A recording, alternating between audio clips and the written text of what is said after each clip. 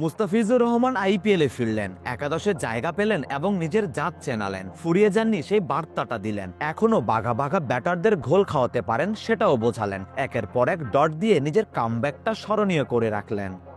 আগের দিনই সংযুক্ত আরব আমিরাতে খেলেছিলেন। বাংলাদেশের হারতে বসা ম্যাচকে কাটারের জাদুতে জিতিয়ে মাঠ ছেড়েছেন। ডট বলের নতুন রেকর্ড গড়েছেন। কেন তাকে ডেথ ওভার স্পেশালিস্ট বলা হয় সেটার প্রমাণ রেখেছেন।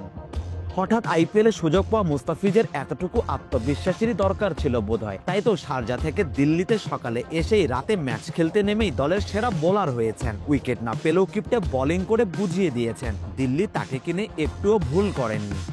দিল্লির ছোট্ট মাঠে 200 রানের টার্গেটকে খুব বড় বলা যাচ্ছিল না, তাই প্রয়োজন ছিল বোলারদের ক্ষুরধার পারফরমেন্স। সেই পরীক্ষায় শুরুতেই ফেল করেছেন আকসার প্যাটেল, নটরাজনরা। তৃতীয় ওভার শেষেই গুজরাট হাঁকিয়ে ফেলে 6টি 4 ও 2টি বিশাল ছক্কা।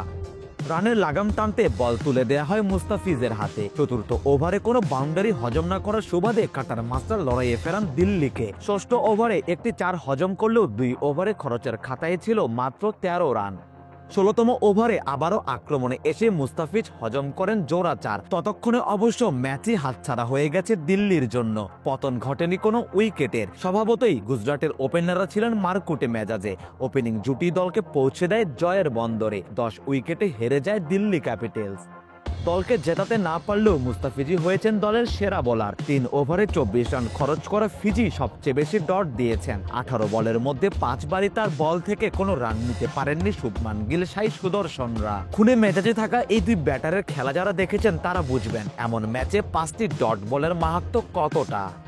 দিল্লির বাকি বোলাররা যেখানে 16 কিংবা 11 ইকোনমির উপরে রান বিলিয়েছেন, সেখানে ভ্রমণ ক্লান্তি নিয়ে খেলতে নামা ফিজের 8 ইকোনমিকে লেটার মার্কস দিতেই হয়।